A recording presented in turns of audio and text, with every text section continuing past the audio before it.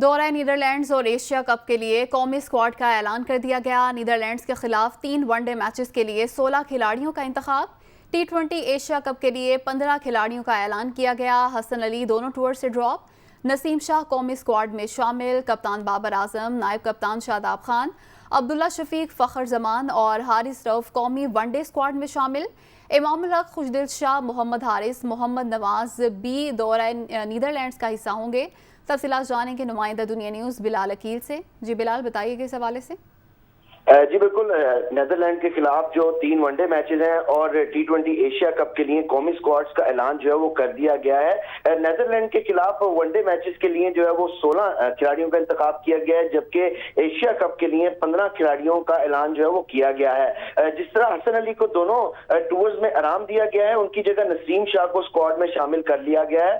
اگر بات کی جائے نیدرلینڈ ٹور کی تو اس میں کپتان بابر اعظم، نائب کپتان شاداب خان، عبداللہ شفیق، فخر زمان، حارث رؤف، امام الحق، خوشدل شاہ، محمد حارث، محمد نواز، محمد رضوان، محمد وسیم جونیئر، نسیم شاہ، سلمان علی آغا، شاہین شاہ افریدی، شاہ نواز دانی اور زاہد محمود جو ہے وہ قومی ون ڈے اسکواڈ کا حصہ ہوں گے۔ جبکہ اگر انٹرنیشنل ایشیا کپ کی بات کی جائے T20 تو اس میں کپتان بابر اعظم ہے، نائب کپتان شاداب خان ہے، آصف علی کو شامل کیا گیا ہے، فخر زمان ہے، حیدر علی کو جو ہے وہ T20 اسکواڈ میں ان کی واپسی ہوئی ہے، جبکہ حارث رؤف، افتخار احمد، خوشدل شاہ، محمد نواز، محمد رضوان، محمد وسیم جونیئر، نسیم شاہ، شاہین شاہ افریدی، شاہ نواز دانی اور عثمان قادر کو جو ہے وہ ایشیا کپ کے لیے منتخب کیا گیا ہے۔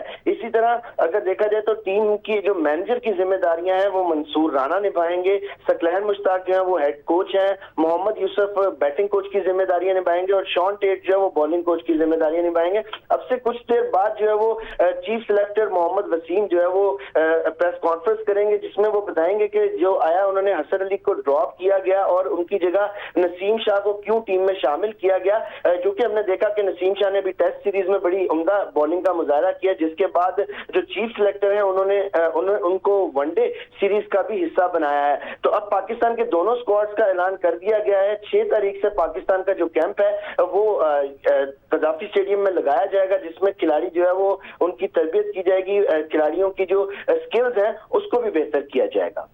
جی بلال، بہت شکریہ آپ کا۔